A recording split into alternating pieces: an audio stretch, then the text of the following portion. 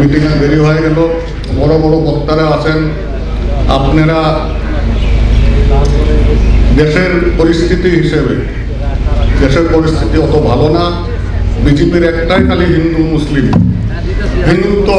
হিন্দুত্ব করতে হয়। সেই জন্য আপনাদেরকে অনুরোধ করি, কংগ্রেস হলো এরকম দল, সব জাতি ধর্ম নিয়ে একসঙ্গে মিলিয়ে আমরা, কংগ্রেস দলে আমাদের জন্য আলো দল। এই দল আমাদের বিপদে আপদে থাকার দল। সেই জন্য আপনাদেরকে আমি বলি, আমাদের মনোনীত প্রার্থী তাহার ব্যাপারী সাহেবকে বিপুল ভোটে জয়যুক্ত করবেন বলে আপনাদের কাছে আমি অনুরোধ করি। আমার বক্তব্য এখানে শেষ করি। যদিও আমার ভুল ত্রুটি হয়, আপনারা মাফ করে দিবেন। ধুবুৰী লোকসভা নিৰ্বাচন, যিটো লোকসভা নিৰ্বাচন হ'ব ধুবুৰী লোকসভা সমষ্টিত, এইবেলিৰ পৰিস্থিতি কি, কেনেকুৱা ধৰণৰ? এইবেলি পৰিস্থিতি এইবাৰ কংগ্ৰেছৰ খুব ভাল। প্ৰত্যেক, মই গোৱালপাৰা গৈছোঁ, ধুবুৰী গৈছোঁ, মানকাছাৰ আহিছোঁ। ইয়াতে প্ৰত্যেকটো জেগাত আমি মিটিং কৰি আছোঁ, কিন্তু আমি গম পাইছোঁ যে এইবাৰ কংগ্ৰেছৰ বাহিৰে ইয়াত কোনো উপায় নাই।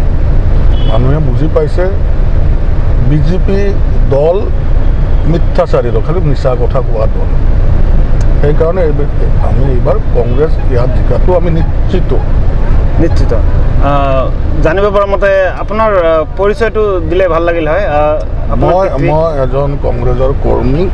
মই জহিৰুল ইছলাম, এক্স মিনিষ্টাৰ, তেখেতৰ ল'ৰা। মই এবাৰ টিকেট বিচাৰিছিলোঁ কংগ্ৰেছৰ পৰা MP, কিন্তু মই হাইকমাণ্ডে মোক দিয়া নাই, মই মানি লৈছোঁ।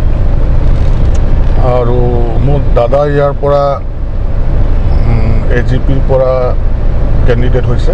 দাদাৰ নাম জাভেদ ইছলাম। তেখেতে ইয়াত কোনো তাৰ হেৰি নাই।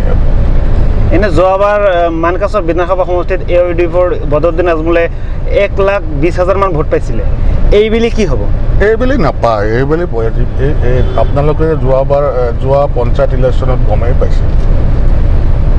যোৱা পঞ্চায়ততে গমেই পাইছে ধুবুৰী, গোৱালপাৰা UDFৰ অৱস্থা কেনেকুৱা, পৰাজয়, শোচনীয় পৰাজয়। এতিয়া বদৰ ভাইক মানুহে বুজি পাইছে যে এইটো বিজেপিৰ এজেণ্ট হয়। কাৰণ যোৱাবাৰ MLA ইলেকশ্যনত য'ত UDFৰ কোনো একোৱেই নাই, তাতে তেখেতে কেণ্ডিডেট দিছে। এইটো দেখা দেখি বুজা যায় যে UDF আৰু বিজেপিৰ মাজত বুজাবুজি আছে, মানুহে গম পাই গৈছে।